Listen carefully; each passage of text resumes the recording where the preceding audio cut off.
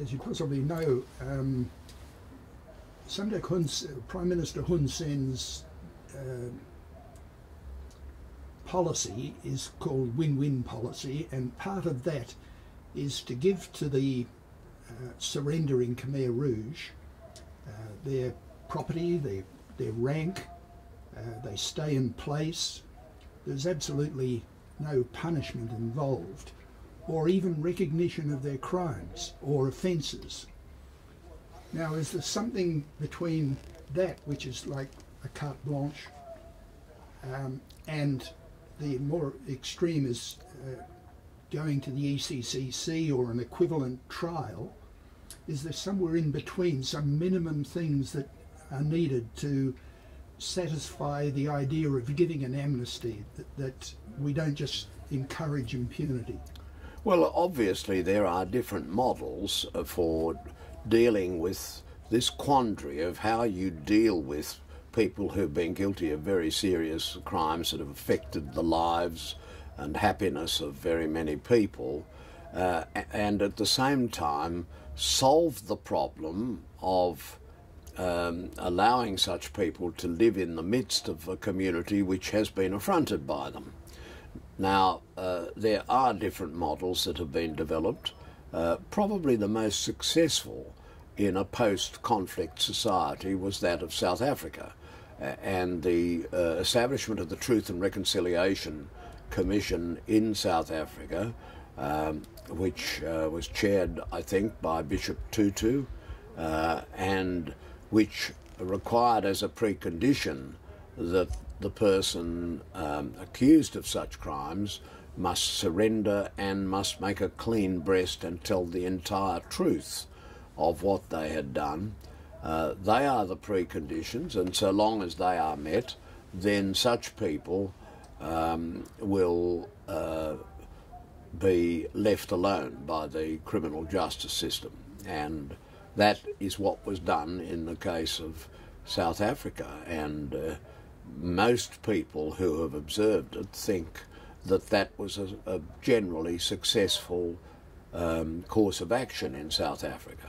But it was a course of action which was based on a deal, and the deal was that if you sought the immunity or amnesty, you had to come clean and tell the entire story of your involvement in serious crimes or acts of violence as the price of getting the amnesty or immunity that the new government is offering. Thank you. I think that really covers the main points I'm looking for. Are there any other recollections you have from your time focused on Cambodia that gave you hope for the future? I don't really recollect much else about this issue of impunity and amnesty, because that was being dealt with at a high level by the Secretary-General himself, Boutros Ghali, and I remember that he sent out to Cambodia in order to settle this question of what the tribunal that would be established to deal with the crimes of the Khmer Rouge, how it would be constituted, and the different models that were advanced, and the report of Sir Ninian Stevens' committee. So that was being done by the Secretary-General's office. I recollect that he sent out to Cambodia under Secretary-General Marek Golding, Goulding.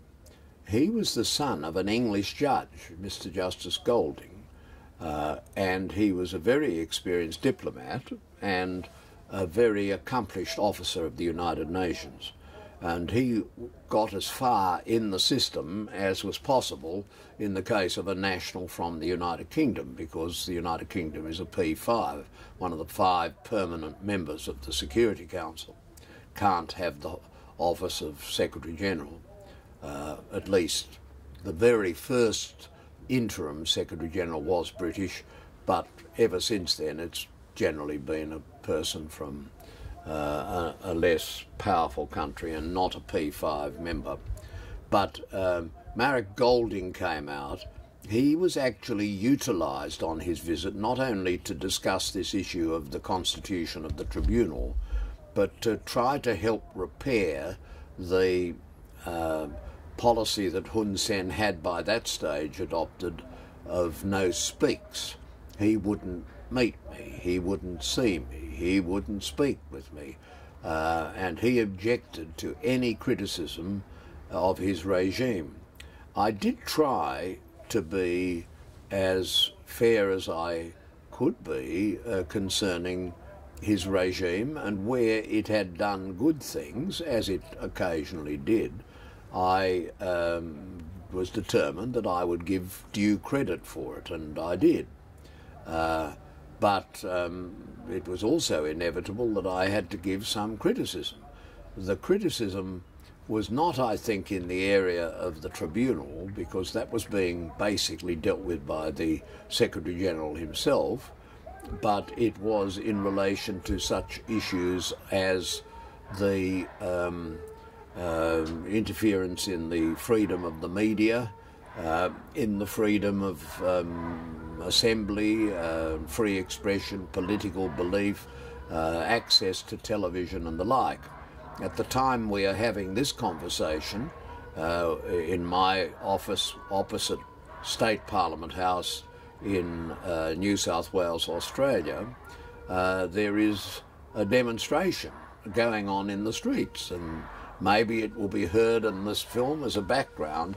It could be called the Cantata for Freedom. In free countries, you are permitted, allowed, and even sometimes encouraged to let off steam and have your will and expression by making peaceful protests. And in Sydney, Australia, that generally happens outside the state parliament. And that's what they're down there crying out to denounce the politicians and attack the bureaucracy and condemn their fellow citizens who are not concerned about the particular issue that they're protesting. Well, that really wasn't possible in Cambodia for most of the time. Hun Sen was criticism averse.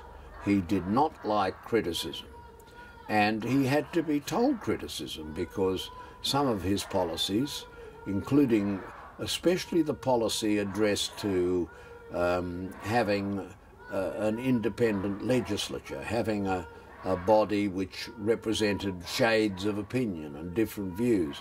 He couldn't stand having to be in the same room as people who criticised him. And that meant for a time he didn't want to be in the same room as myself. And he stopped speaking to me, and Marek Golding, who was basically out there in Phnom Penh for the discussion of the proposed tribunal, intervened to try to persuade the Royal Cambodian government to reopen dialogue with me, the Secretary-General of the United Nations Special Representative. And indeed, that succeeded. And so we got back onto speaking terms, and he got back to receiving me, and I got back to giving both the good news and the bad news in Geneva and in New York, the praise and the criticism. That was my job. But other than that, I didn't really have a great deal to do with Hun Sen on the issue of the trial of those who were alleged to be guilty of crimes against humanity. I did try to make contact with the representative of the Khmer Rouge. There was a representative of the Khmer Rouge in Phnom Penh. His embassy, I suppose you could call it, was safely contained in the grounds of the Royal Palace in Phnom Penh. And I wrote letters and emails requesting to meet the representative of the Khmer Rouge to discuss issues of safety of the population and response to the serious crimes. and got no reply to these letters. So on a moonlit night, I remember there was a full moon, I went to the particular entrance on one side of the Royal Palace in Phnom Penh and pressed the button, and eventually, to the sound of dogs inside barking, a person came to the door, and I presented compliments and respects to the representative of the Khmer Rouge present, and requested that he receive me as the special representative of the Secretary-General. I was told, wait there, we will come back to you. Bang, and the door was shut in my face. And we waited and waited, and eventually the door was opened, and the spokesman for the representative of the Secretary-General, or the representative of the Khmer Rouge, said, when His Excellency, the representative of the Khmer Rouge in Cambodia, wishes to see His Excellency, the representative of the Secretary-General of the United Nations, you will be informed. Bang, and the door was shut. And that was the end of that encounter. So I never really got to meet the Khmer Rouge personnel, but they were well known in international circles because they had been in the core of the diplomatic service of the Democratic People's Republic of Kampuchea, and they had the credentials to the United Nations, and it was the transfer of the credentials from them to a regime which was more human rights respecting that took a very great deal of time, and that was only eventually resolved by the Paris Peace Agreement of 1991. And that agreement was negotiated by Australian Minister for Foreign Affairs, Gareth Evans, and it was within the terms of the Paris Peace Accord that provision was made for the appointment of a special representative for human rights by the Secretary-General of the United Nations. The first offer of appointment to that position was made to Judge Keba Mbai, who was a judge of the International Court of Justice. He was from Senegal. He was francophone, very distinguished judge. I'd worked with him in an expert group of UNESCO, but he had the misfortune to serve on the International Olympics Committee, and the International Olympic Committee only travel worldwide on their duties in first class. And my understanding was that Keba Mbai said he would take the position, but he was a very big man and he would need first-class air ticket. He was then informed, so I was told, that in the United Nations system only the Secretary-General travels first class. They can offer him business class for the long journey from Senegal. He would in many ways have been more congenial to the francophone community and diplomats in Cambodia, but in any case, the bottom line is that Judge Keba Mbai refused to accept the offer of business class. There was therefore a vacancy. They turned to Gareth Evans because of his role in establishing the Paris Peace Accords. I had known Gareth Evans from my time in student activities at university and also in the Law Reform Commission in Australia, and he offered the position to me. I checked it out with the Chief Justice of New South Wales, and when I got approval, I said that I would do it, and I was appointed.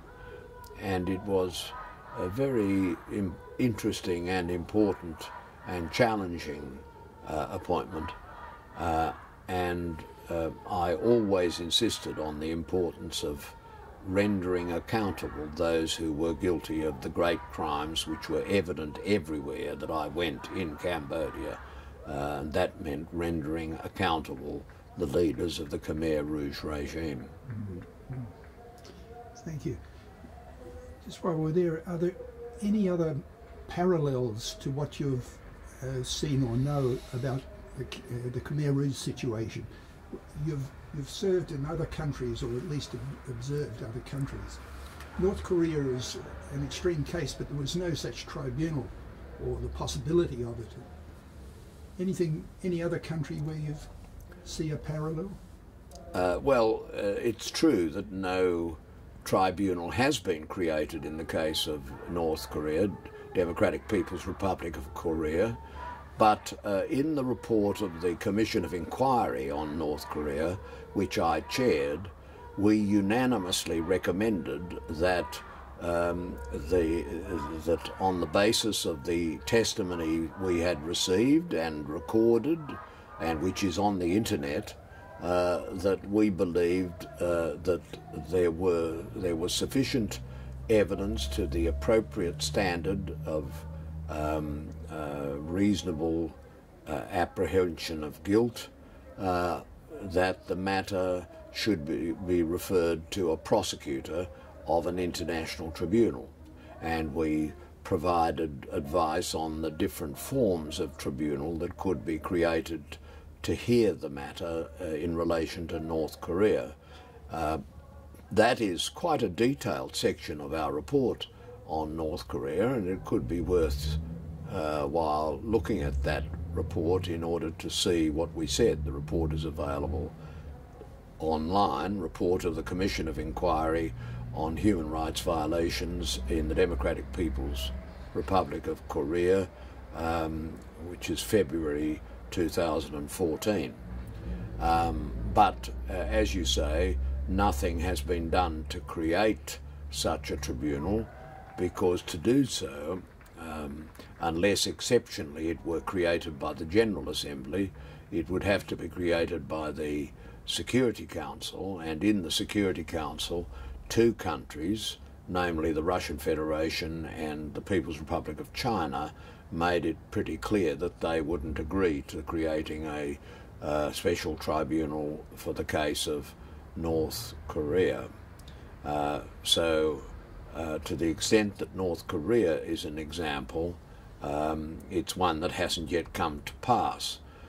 In the possibility of a completely independent prosecutor and tribunal examining the crimes against humanity that are alleged against him. In many of the post-conflict situations since the Second World War, and even before that, there have been debates about how there will be accountability for the crimes that have occurred, war crimes and crimes against humanity and genocide, and this is always a very controversial and tricky issue because of the fundamental difficulty of reconciling the provision of accountability at the same time as getting peace and harmony in the society, and turning away from the past and towards economic advancement. In fairness to Hun Sen, I think it has to be said that there have been significant improvements in the economy of Cambodia, and that is itself an indirect contribution to present-day human rights. If people can get food and can get education and can get training in the English language, and which is prevalent in Cambodia today, then that is itself a contribution to a post-conflict reconciliation of the people. At the end of the First World War, a controversy arose about the trial of Kaiser Wilhelm II of Germany, and that was an early instance of the question of how you would bring accountability for alleged war crimes and other crimes against humanity, although they weren't called that in those days. And at the end of the Second World War, there was, of course, the Nuremberg Tribunal in respect of the war crimes and serious crimes against humanity of the German Third Reich leaders, and likewise the Tribunal for War Crimes in the Far East, based in Japan, raised the issue of rendering accountable the political and military leaders, and the former Prime Minister of Japan, Mr. Tojo, was sentenced to death and he was hanged. And so there have been instances where, as it is sometimes said, victor's justice brings accountability to the great crimes that have been proved to have occurred at the hands of the military and civilian leaders of the previous regimes. Many countries continued to provide such response after conflict. In Germany, after the Nuremberg Tribunal wound down from its trial of the major war criminals, it was left for trials of less significant offenders in courts that were set up by the German government, and those trials went on virtually up to 1950, and they've been the subject of a lot of study. Their greatest value was having on record in public places the wickedness of the regime of the Third Reich, and punishing, sometimes with execution, but generally with rather light punishments, the German offenders tried by German judges, sometimes German judges appointed during the Third Reich. My partner... Also international judges as well? Well, there were international judges at the Nuremberg Tribunal, yes. But when that had finished its work, that work took about a year and a half or 2 years to get through the trials and render accountable the leaders of the Third Reich, Goering, Hess, Frank, Funk, Streicher, von Ribbentrop, and those offenders. Admiral Dönitz, who was sentenced to 10 years imprisonment, he was Hitler's successor. They got their punishment, but after that it was handed over to the German judges, who were, shall we say, rather more understanding of the offences of the Third Reich. My partner Johan, who grew up in the Netherlands after the German occupation, tells me that it was a matter of great controversy in his boyhood in the Netherlands, that so many officials had collaborated with the agents of Germany, the occupying power, and that so few of them were rendered accountable, and that the punishments imposed on them were so light. People often think of the Netherlands as a country of the righteous because, except for Poland, the Netherlands was the country which hid the greatest number of Jewish refugees during the Second World War occupation period. But it still, in the opinion of a lot of the survivors of the war, didn't do enough to secure accountability. But all of these cases illustrate the fact that after a great conflict there is general exhaustion, there is tremendous devastation from conflict and war, there is an urgent desire to get the country moving again, to get the economy moving, to build and rebuild the infrastructure, and to turn away from the war and to think and work on other things. And I'm sure that there would be elements of that thinking in Cambodia as in other countries, and also the urgent desire to put the wickedness of the past behind because they were so painful and so difficult to reconcile with the fact that people had to live together in a relatively small space of the Earth's surface. So these are the problems, but the principles are fairly clear. You can have amnesty and immunity, but in limited circumstances. You can't have it in the great crimes of genocide, war crimes, and crimes against humanity. Of their definition, they shock the conscience of humanity and they must be rendered accountable. What you then do with them depends upon what system is set in place for amnesty when it is provided for the lesser crimes. But generally, for those lesser crimes, there is a need for something like the peace and reconciliation, truth and reconciliation system in South Africa. The accused has to own up, has to acknowledge, and has to tell the stories so that they will not, the dead will not have died in silence and unknown, and their families will not suffer in having to face the fact that there has been no recompense for great wrongs that occurred. And therefore, these are the basic ground rules, but many countries observe them in the breach rather than the observance, and it's partly, I think, because of the factors that I've mentioned: exhaustion, other priorities, urgent need to improve the economy, and something that is not always remembered, forgetfulness. People in post-war societies get to a point where a younger generation comes along and they don't want to talk about these things. They don't want to know about these things.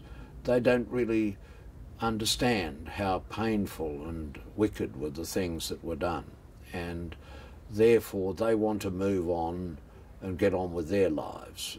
And that's why international law, international bodies like the United Nations and other special tribunals have been created to say, unless we remember these wrongs, we will keep on repeating them.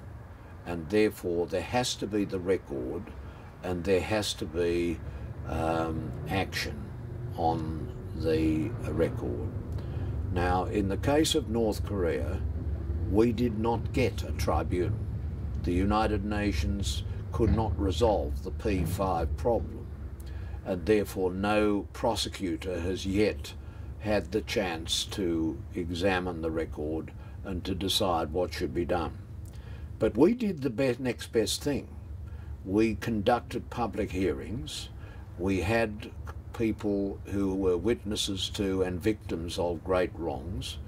They gave their testimony in their own language. That was recorded and was placed online. Transcripts were prepared of what they said. It is still online. It will be online forever as far as the United Nations is concerned. It is part of the history of Korea, and it's part of the history of the great wrongs that happened there. It's not as good as if there had been a tribunal, a prosecutor, consideration of prosecution, and a trial of those who were deserving of trial, and conviction where they're proved to have been guilty. It's not as good as that.